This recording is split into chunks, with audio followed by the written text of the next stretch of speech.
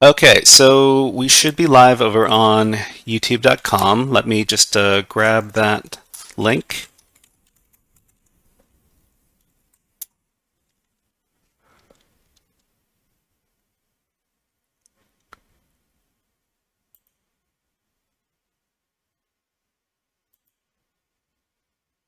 Here we are. Okay. So if you want to access the stream over at youtube.com, you can do so over at the link I'm sharing in the chat. Otherwise, you can stay in Zoom, and that is perfectly fine as well. All right, so we're going to start the lesson, and today what we're doing is we're doing Hacker Frog's After School Linux Basics with picoctf, and this is part 4. So what did we learn in the previous workshop? Hey there, Hacker Frogs. This is the 4th Intro to Linux OS Operations workshop, and in the previous workshop, we learned about the following Linux commands.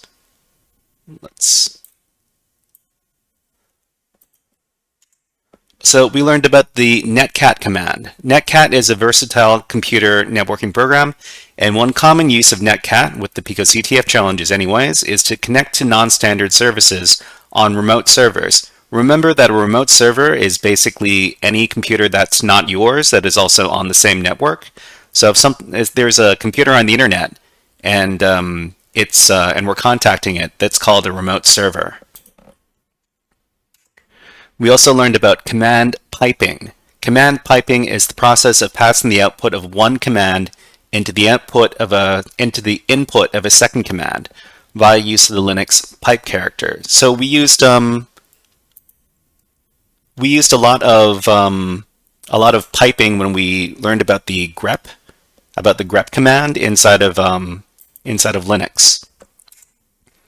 We also talked a bit about the base64 command. Base64 encodes and decodes data according to the base64 format. It's often used to convert data for transmission across computer networks. And we learned about the echo command. It's used to create output to whatever is supplied to it. It can be used to supply input to another command through command piping.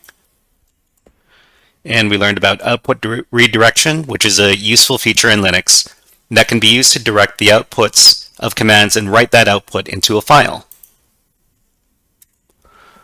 So what we're going to do is we're going to access a Linux console for our educational needs at the following URL.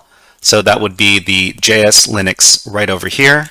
So if you are not on that page, that you can always access it from the link that I've provided in the chat.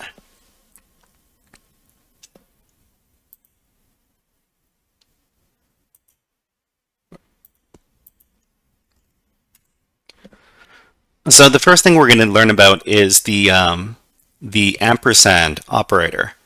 So the ampersand operator is used to execute command as a background process. So anytime you've got a program that's running in the background, we call that a background process. And if we run it with this character right over here, that means that the command line interface terminal will be free to execute other commands while the process is running. So let's see an example of this. So over at JS Linux, we're going to run the following command. It's going to be we're going to try looking for something in the file system, and we're going to look for it everywhere, which is this slash right here. That means look everywhere in the file system. We're going to give it a dash name, so it's going to look for a certain name. And we're going to look for a file called the Hacker Frogs. And since this doesn't exist, this find command is going to run for a long time. But if we give it this and symbol over here, so the and symbol is the and or ampersand symbol is the shifted version of the number 7.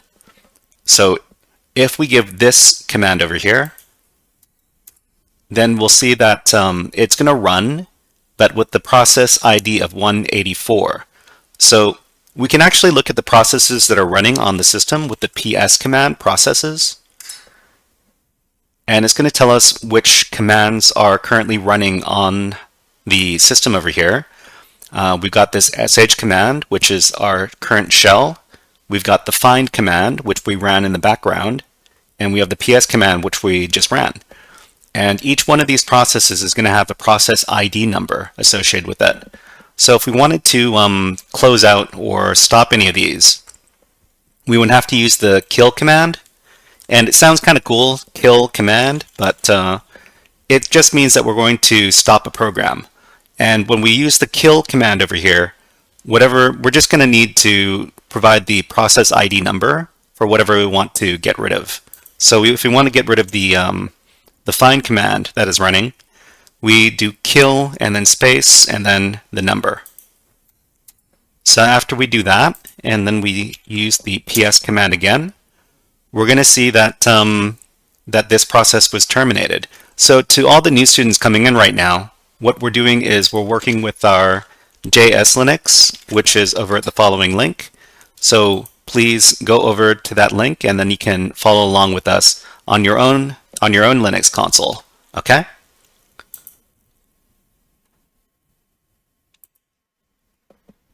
Okay, so next we're going to learn about the double and operator, the double ampersand operator rather. So this operator is used to execute the two commands to the left and right of the operator, one after another, but will only execute the second command if the first command executed successfully. So basically we can think of this as a way we can run two commands at the same time. So back at JS Linux, say we wanted to run the whoami command, and we also want to run the pwd command. So the first command, whoami, is going to give us the name of the current user, and then the pwd command is going to tell us what directory we're in currently. So if we run this with the double ampersand over here in between, it's just going to run both of these back to back. So we are the root user, and we are in the root directory over here. That's what's reported. Remember, if you have any questions about any of the commands that we're using, please type in the chat, and I'll try to answer your questions as best I can and as soon as possible. Another good resource for learning about any kind of Linux commands is ChatGPT. So I ask ChatGPT all sorts of questions about Linux, because I keep on forgetting a lot of stuff, and unless I'm running a command over and over again, I usually don't remember the specific commands. And I think you can use ChatGPT without an account. So everybody, this is just a great tool in general. So if you just want to learn about any old topic, you can ask ChatGPT any questions you might have about Linux. Okay, so that was the double AND operator. So next is this operator over here. This is the greater than operator. So this is going to take the output of a command and redirect it into a file. If there's already a file with the same name in the directory, it will be overwritten. So this is actually a great way we can create files inside of Linux. So over here, what we can do is we can use the echo command to echo something out. For example, in between these double quotes over here, I can put this is a new file, HackerFrog's rule. Okay, and then what we can do after this is we can redirect this into a file. So we're going to use the greater than symbol, and the greater than symbol is the shifted version of the period on your keyboard, and we can redirect this into some file name. So I'm just going to call this message.txt. And if we issue this command over here, we're going to see that this message.txt file has been created in our directory.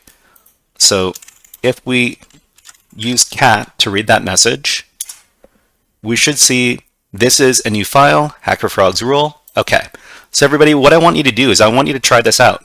So I want you to use the echo command and then a couple of double quotes, and in between the double quotes you can put anything you want. Anything you want. And then what I want you to do after that is I want you to use the greater than sign and then space, and then I want you to make something like test.txt. Okay? So give that command, and then I want you to cat read the file that you just created, okay? So just like this. So everybody, I want you to try this out. If you have any questions or if you're having any difficulties, please let us know in the chat. But if you're able to echo out something and redirect it into a file and then read the file, please let us know by typing in the chat, I made the file and read it, with some smiley faces.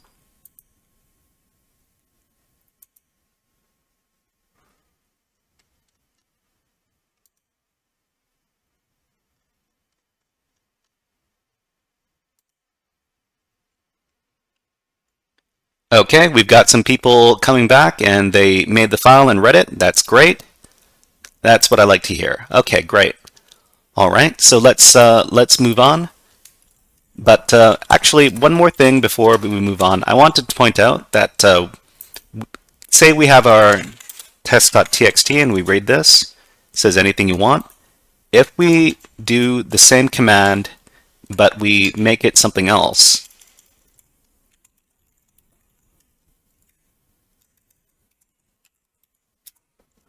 then we read the test.txt, we see that anything you want has been overwritten by something else.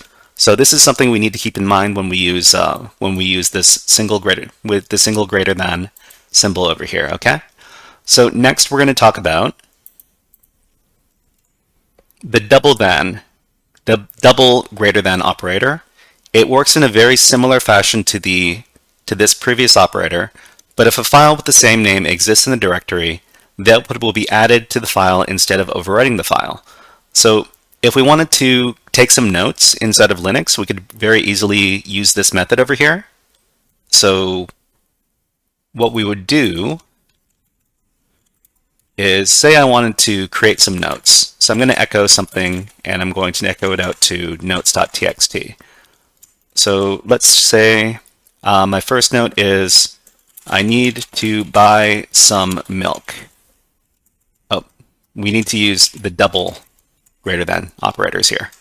So if we use the double greater than operators and the file already exists, that means it's going to add on to the file instead of overwriting it. So if we run that and then we look at notes.txt, I need to buy some milk, okay.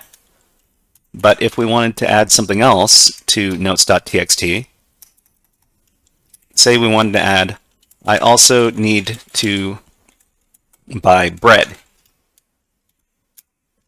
Then we can read notes.txt and see that this has all been added to the file and it hasn't been overwritten.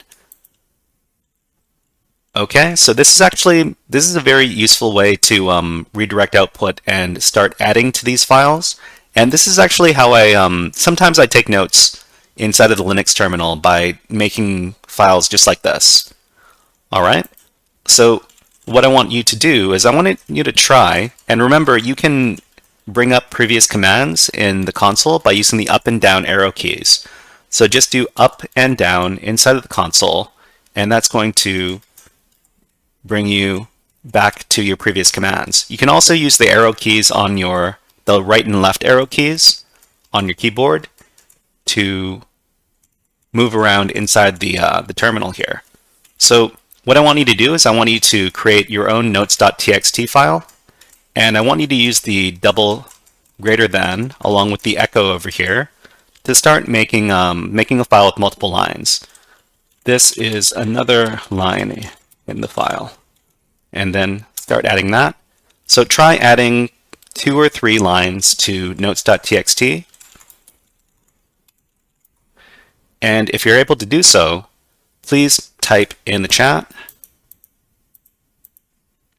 I can make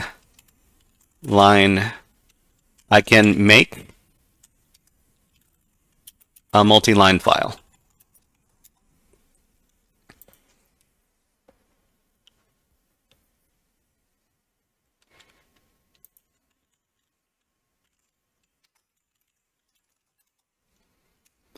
Okay, so user PK says, I need the link.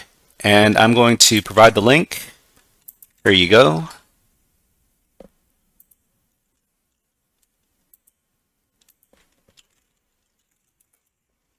So we're going to echo something, something, and then use the double greater than symbol and then space, notes.txt.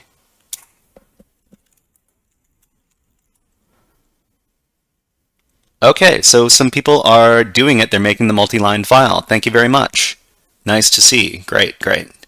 Okay, so let's move on to the next step.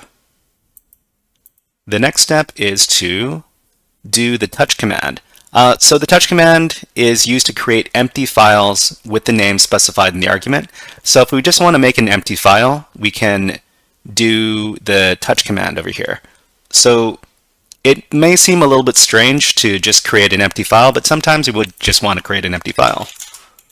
So we can do touch and then some file.txt. And then we see that this file has been created inside of our directory. So most of the time you don't really need to use the touch command. Most of the time you're going to use some other method to create the file, but just be aware that you can use the touch command to create an empty file very easily in the Linux console. Okay, so next. So the copy command, otherwise known as the CP command, it's going to copy files from one directory to another. The first argument is the file to be copied, and the second argument is the directory the file is to be copied to. So this might seem a little bit confusing, but let's do a little bit of demonstration. So over in our directory, we're going to make a new directory just so we can demonstrate this. So we're going to mkdir, and we're going to call this directory test underscore directory. So we've got our test directory over here, and what we want to do is we want to copy test.txt over to the test underscore directory. So what we want to do is we want to use the copy command. So first thing we provide is the name of the file that we want to copy. And the second thing we want to provide is the directory we want to copy it to. So if we do cp space test.txt space test underscore directory, after we give this command, and then we do ls on test underscore directory, we're going to see that the test.txt file has been copied there. So what I want you to do is I want you to give this a try. So first of all, make a directory. It doesn't matter what the name of the directory is. Then I want you to copy some file that's in this directory. So for example, if you have the notes.txt file, you could do cp notes.txt and then space and then the destination, which is test directory. Go ahead and give that a try, and then if you ls the directory you just copied to, you should see that the file that you copied is in there. So give that a try. If you're able to do that successfully, just type in the chat copy, copy, copy. Smiley face.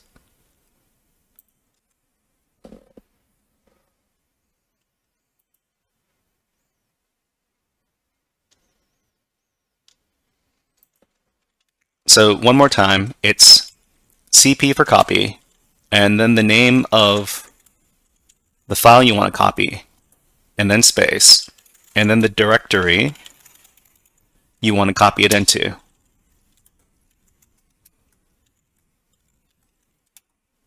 Just like that. Okay, so some people are managing to copy. If you're having some trouble, let us know what error message you see, and then we can try to help you, okay? Remember, anytime there's too much clutter on the screen and you want to clear off the terminal and go back up to the top, you can just use the clear command. So just type clear, hit enter, and that should clear off the terminal and then send you back up to the top of the screen. Okay? All right, so some people are copying. That's great. Let's go over to our next little concept. So we just did the copy command, and next we're going to take a look at the move command, mv. So the move command is used in a very similar fashion to the copy command, except that the original file will not remain in its original directory. It's going to move, and so that means that it's not going to be in the original directory that it came from. This command is also used for modifying the names of files. So let's demonstrate this. So here we've got, let's say we're going to make a new directory called move_dir for a move directory. Okay? So we want to move the notes file over to the move directory. So we're going to do mv for move, notes.txt for the file we want to move, and then we're going to move it into move_dir for the directory we're going to move it to. So if we run the command, we're going to see that the notes.txt file is no longer in this directory. And then if we do ls on the move directory, we're going to see that the notes.txt file is in the move directory now. Okay, so let's give this a try. So one more time, whatever file is in your directories, say we want to create a new file to move. We're going to do touch and then move.txt. So if we wanted to move this move.txt file into the move directory, we would do mv move.txt move directory, and then we do ls move_directory dir. We see that move.txt was moved. Okay, so maybe we don't need to demonstrate. We don't need to. You can go ahead and give this a try while I demonstrate the other common thing we use the move command for, and that's to rename something. So let's say I created a new file called something, but I misspelled this. So I put an extra a onto this file called something but I actually want to rename this. I want to call it something.txt. So we can use the move command to rename this file. So it's going to be move and then something a, which is the original file. And then we're going to rename it to something.txt. So when we execute this command, this file is going to be renamed from something a to something.txt. So when we do this, we're going to see that something.txt is now here and something a doesn't exist anymore. Okay? So what I want you to do is I want you to, let's say we're going to create something called misspell.txt. Okay? So touch space misspell.txt to create the empty file called misspell.txt. What I want you to do after that is I want you to try renaming it. So it's going to be mv misspell.txt, and then we're going to rename it to corrected.txt. So let's give this a go. So if you're able to use the move command to rename something, please let us know in the chat by typing in, I renamed the file. Smiley face. So you can see here that corrected.txt exists now, and misspell.txt was removed because it was renamed.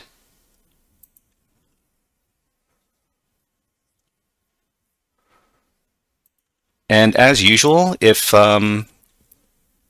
you want to clear off your terminal because it's getting a bit full, you can just use the clear command. One more time. So say we wanted to rename this message.txt file, and we want to turn it into a file called, I don't know, something else, or rename.txt.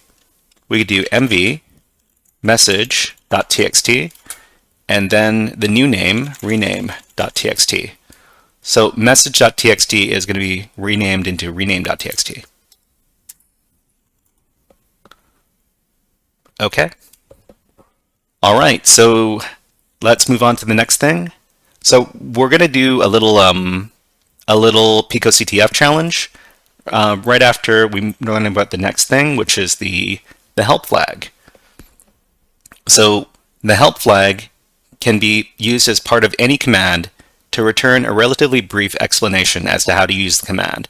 So in a modern environment, we don't really use the help flag anymore, but it's useful to know that this is still here. Most of the time when I need to learn about how to use a command, I just go to ChatGPT or I go to Google and I Google how to use the command. But sometimes we don't have access to the internet, and in this kind of situation, it's useful to use the help flag. So what we do is -- help with the name of the command we want help with. So over at our console, say we wanted to know how to use the ls command, we could just type ls and then -- help. And then when we do that, it's going to give us a document about how to use the ls command. So ls, you can actually get a lot of different output from the ls command if you use some different options. And these are the options over here. So you got your -a, -b, -c, all sorts of different stuff. But the way you see this document over here is you do the command and then space and then -- help. So you can use your mouse wheel to scroll up and down inside of this output over here. But I don't want to see all this, so I'm going to just use the clear command. And then we can go back up the top. So just like this. Okay. So you can do this for any command actually. So you can use cat -- help and see the help document for the cat command. And you can also do the help flag for who am I. So this one's actually pretty easy. The who am I command, there's not very much to know about this command because it just tells you who you are. So if you do who am I -- help, all it does is it tells you that it prints the username associated with the current effective user ID, just like this. So there's not very much going on here. But for some commands, you can get a lot with the help flag. Remember, one more time, it is whatever command you want, say cd, and we want to get the help command for that, and then space, it's going to be -- help. So even for CD, there's a lot of extra output you could potentially get for the CD command. I actually don't use any of these when I use the CD command. But oh wait, I didn't use CD. I used ls. Sorry about that. Wait, I did do CD. It's just down here. Okay. All right. All right. So I'm going to go back up at the top. Okay, so let's do a little challenge in picoctf, okay? So over at picoctf, and remember, if you don't have an account over at picoctf, you can, let me grab the link for registering for picoctf. Picoctf, register. If you don't have an account at picoctf, you can register for an account over at this link. So just create an account and then you can follow along with us, okay? But for everybody else, please log into your picoctf account and we're going to do a challenge. So we're going to do the picoctf wave a flag challenge. So we're going to practice some of the commands we've been learning with the following challenge over here. I'm going to grab the, I'll get the link for the challenge in just a little bit, but the first thing we need to do is we need to open up our picoctf web shell. So inside of picoctf, go to the practice page, and then after you go to the practice page, scroll down a little bit, and then click on this button over here labeled web shell. So it's going to start up a Linux session over here inside of the web shell. And what you want to do is you want to go to this button over here labeled Pop Out Web Shell Terminal. So just click on that one.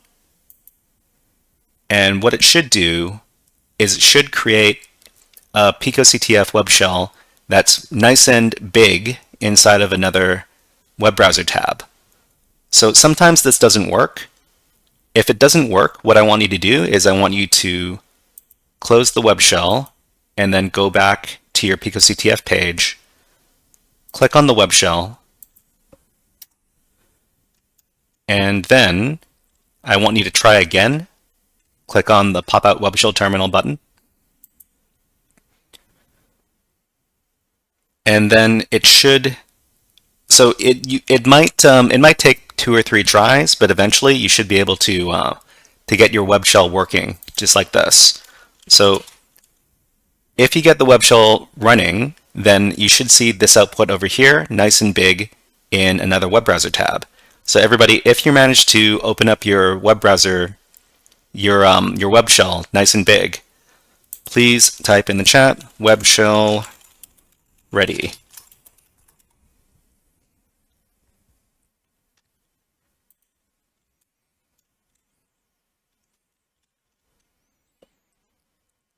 So in the meantime, I'm going to grab the link for the challenge, which is over here. And everybody, this GitHub page over here that I'm going to provide in the chat, it has all of the links for the challenges we're doing for today. You can take a look at that if you like, but otherwise you can just click on this link after you've logged into picoctf. And this is the Wave a Flag challenge. So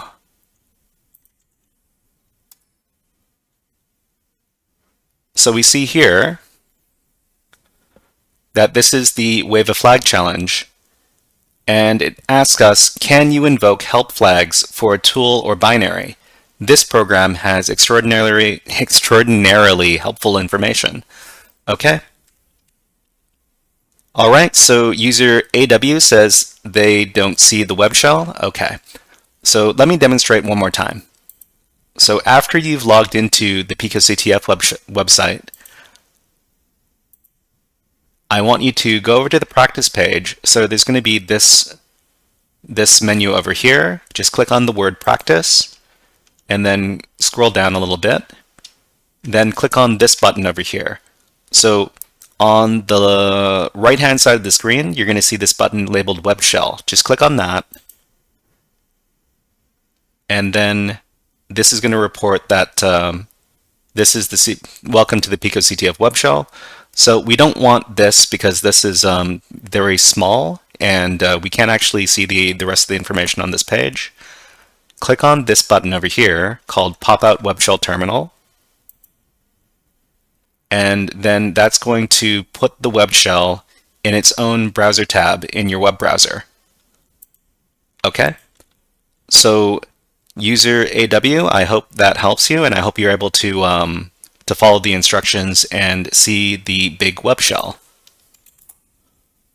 But if you're having more problems, please let us know. Otherwise, everybody, if you manage to open up the web shell, please type web shell ready in the chat.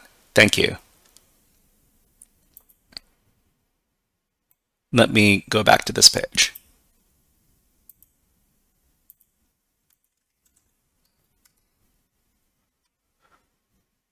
Okay, so to start this challenge, what we need to do is we need to download the program that's associated with the challenge. So the words "this program" is actually a link. So what we need to do is we need to mouse over the link and then right click and then select copy link.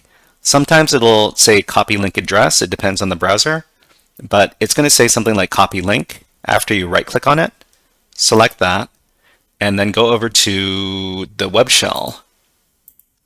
And if you don't interact with the web shell for a little bit, it's going to close. So it says press enter to reconnect. So we just need to press enter to reconnect to the web shell. Okay, so what we're going to do first is we're going to create an environment for solving this challenge. So we're going to do mkdir to make a directory and then space, and we're going to call this wave a flag. So remember, we can't use spaces in our file names because otherwise bad stuff is going to happen.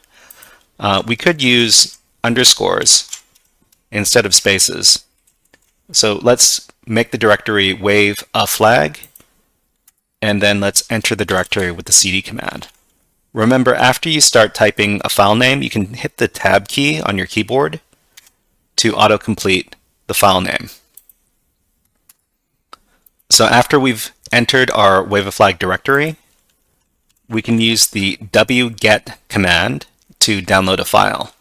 So it's going to be wget and then space and then right click and then select paste. So you should see the file address be pasted in over here. Just hit enter after this and you're going to download the file. So this is called warm. The file name is called warm. If you do ls after you download the file, you should see that this file is in the directory now. It's called warm. So if you manage to successfully download the file, and when you do ls, you see the warm file in your directory, please let us know by typing "I got the file" smiley face in chat.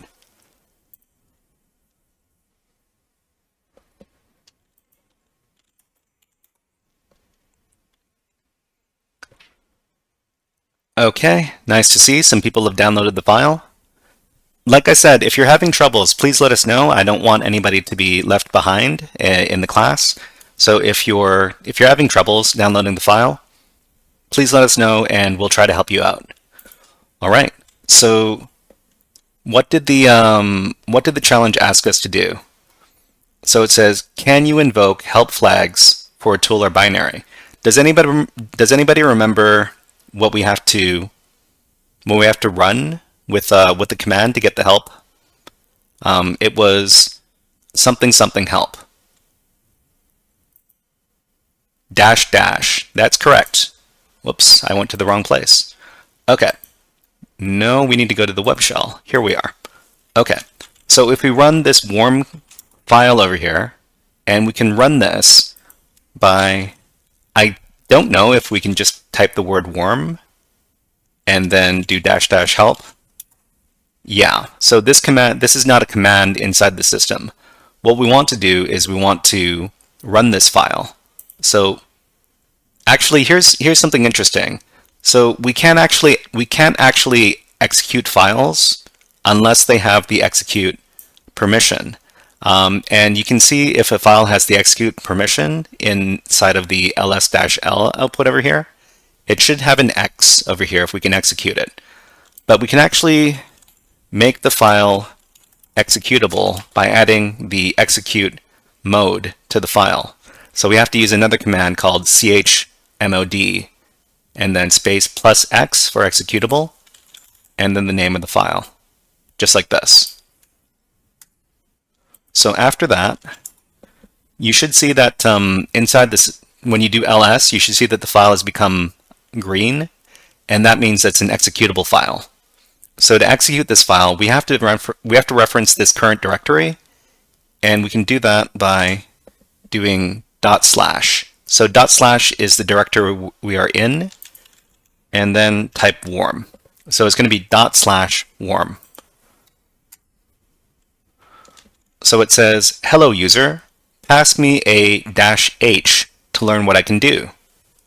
So all you need to do to solve the challenge is to run the warm program with the -h. So if you're able to do so, it's going to give you a flag over here.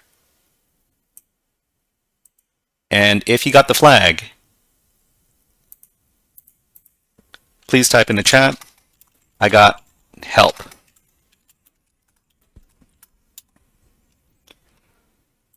But if you're having some trouble, please let us know what error message you see, and then we'll try to answer your questions and help you out, okay? So to finish the challenge, all you need to do is copy the flag over here. So just highlight it, and then right-click, select copy, then go over to the challenge page. And in the challenge page, there's this section over here, which is for submitting flags. Click on it. Use the, you can right-click and select paste, and that's going to paste the value of the flag. Click on submit flag, and then you should be done. So in this case, it seems like the server isn't responding. So we just need to wait. And yeah, the server did not respond. So if that happens to you, you can just wait until the error message pops up and you can try again.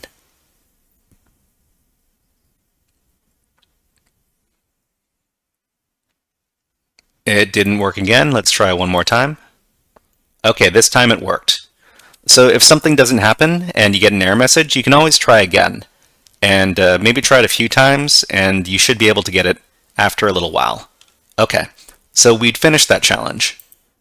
All right, so let's learn a little more before we do our last challenge for the day, okay?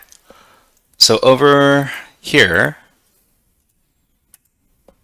we're going to learn a little bit about the file permissions. So we learned a little bit about file permissions in the last challenge, but what I want you to know is that each file in the Linux file system has different read and write and execute permissions, depending on whether a user is 1, the file user, 2, part of a certain group, or 3, any other user. So file permissions, you don't need to know all that much about file permissions, aside from the fact that there's something called read and write permissions. Read means you can read it. Write means you can modify the file or delete the file, I think. And X for execute means that you can run the file. So the three permissions are read and write and execute. So this is what these letters are when you do the ls-l command. So in JS Linux over here, we do ls-l, and we see that there are all of these files in here, and each one of these files is going to have different file permissions. So for example, this one right here, this HackerFrogs directory, it's got, so the first three letters, so this D here just means that it's a directory, but the first three letters after that are for the file owner, and the file owner is the first name over here. So the file owner here is root, and these are the permissions for the file owner. The next three letters over here are the permissions for the group, and this is the name of the group over here. And the last three letters over here are the file permissions for everybody else on the system, which means that any other user that's not this user over here. So, like I said, as a regular Linux user, you don't need to know too much about file permissions, aside from the fact that if you're a user on a Linux system, you have access to your own files in your home directory, and you usually don't have access to other users' files and directories.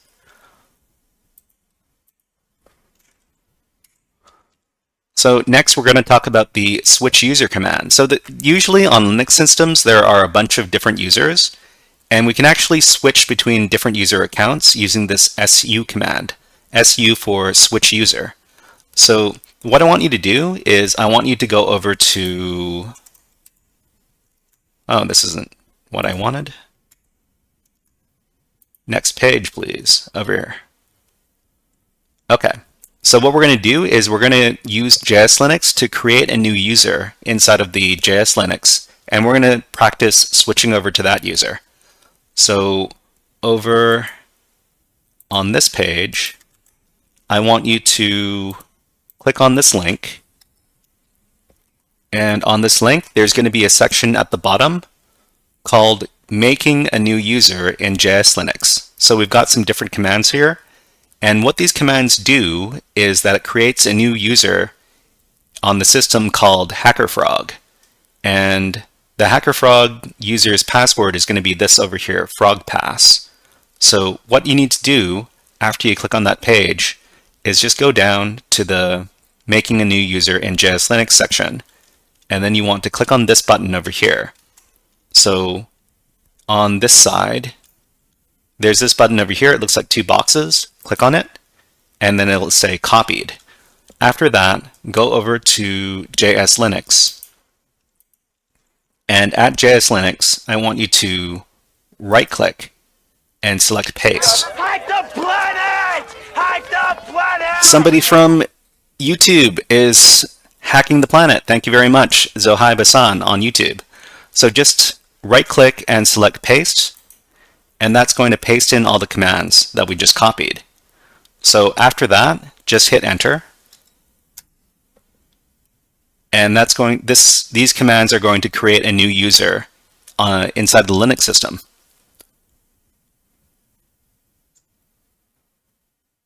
Okay, this might take a little bit of time to execute. Okay, and then after that, to check that this command actually went through, I want you to cat the /etc/ password file. So this word password is misspelled on purpose. So it's just cat space /etc/passwd, and this is actually a file on the Linux system that tells you all the different user accounts on the system. So if you run this command, you should see at the bottom here, so these are all of the different user accounts on the system. Most of these are not actual users.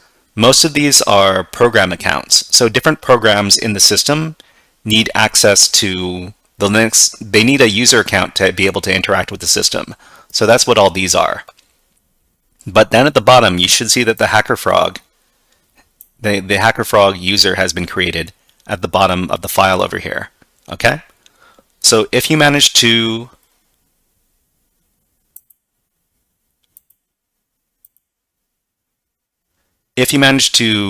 go to this page and copy the commands, and then go over to JS Linux, paste in the commands, and then you were able to see that the HackerFrog user has been created, please let us know in chat by typing in, I made the HackerFrog. User M says, it says no such file or directory. Okay, so if you're getting that error message, what I want you to do is I want you to just type in cat. So what command did you, user M, what command did you do to get the error message no such file or directory? Was that the cat /etc/ password command, or was that the, okay, so cat /etc/ passwd. So this isn't the word password, it's the word passwd. So give that a try.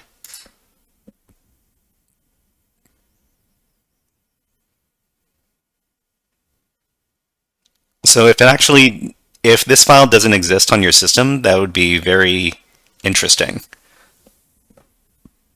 Because all of the Linux all of the Linux systems have this file. So once again, I'll type out the command in the chat. It's cat etc/passwd.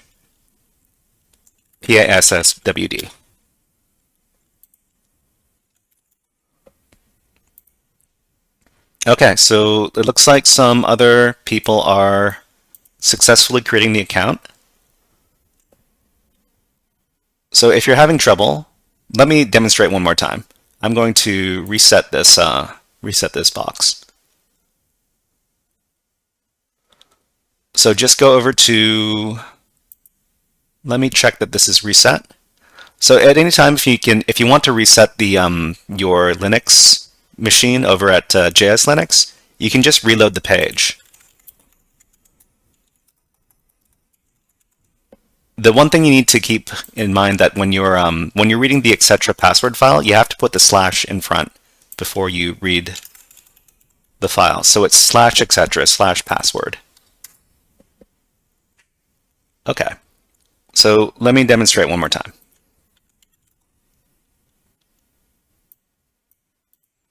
Go over to the GitHub page, making a new user in JS Linux. Click on these two boxes. So down here, there's this making new user in JS Linux. Click on the boxes over here. It says copied. Then go over to the JS Linux.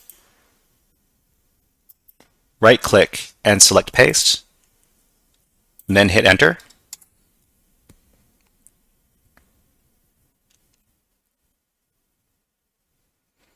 It's going to take a few seconds. After that, cat the slash etc slash password file, and you should see the HackerFrog user has been created. Okay? So now let's become the HackerFrog. Let's become the HackerFrog now. So remember we were talking about the SU for switch user command over here. SU lets you switch users. So at JS Linux, SU HackerFrog. So switch user to the HackerFrog. Hit enter. And it should switch your user account over to HackerFrog. So it says HackerFrog at localhost now. And if you ask, who am I? It should say that you are HackerFrog. Okay, so here's an interesting thing. After you become the HackerFrog user, if you tried to type ls, it's going to say cannot open directory, permission denied. And do you know why? So the reason why we can't read the current directory is because we're in the root directory and we don't have permissions to read the root directory. So that's why we can move into the HackerFrog's home directory. And to move into the HackerFrog's home directory, we just need to do cd by itself, hit enter, and then we are in the /home/HackerFrog directory. Okay? So everybody, if you manage to become the HackerFrog, please let us know in the chat by typing out, I am the HackerFrog.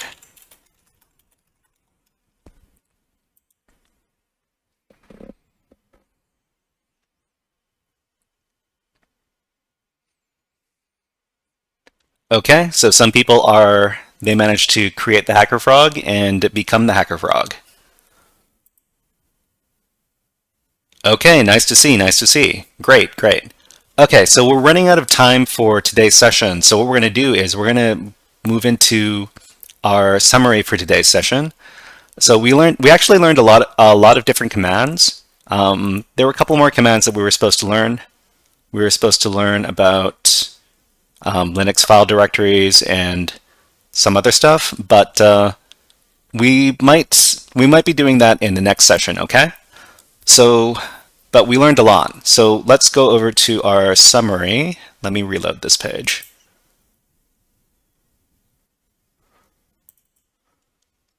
Let's do page 25. all this different stuff. Where were we? So we learned about a lot of different commands in today's workshop. So we learned about the help flag, which is part of any command. We can use it to return a relatively brief explanation as to how to use the command. We learned about, well, we didn't learn about the manual command, but this is basically a more complicated version of the help command. It gives you a lot of documentation about different commands. We learned about the AND operator, which we can use to execute a command as a background process. And we learned about the AND operator to execute two commands to the left and right of the operator, one after another. We learned about the greater than operator, which we can use to redirect output into a file, and the double greater than operator, which is kind of the same thing. We learned about the touch command, which is used to create empty files, the CP command to copy files, the MV command to move files, the RM command. I think we already knew about the RM command, but just really quick, you can use the RM command to remove files. So if we make a file, we can delete it with the RM command. So it's RM and then the name of the file. Just like that. And we learned a little bit about Linux file permissions. So everybody, what we're going to do is we're going to be finishing off the class in just a bit. To everybody on the live stream, we're just going to go to a "be right back" message while we finish off the class in Zoom. Okay, so for everybody on the live stream, we'll be back in a few minutes.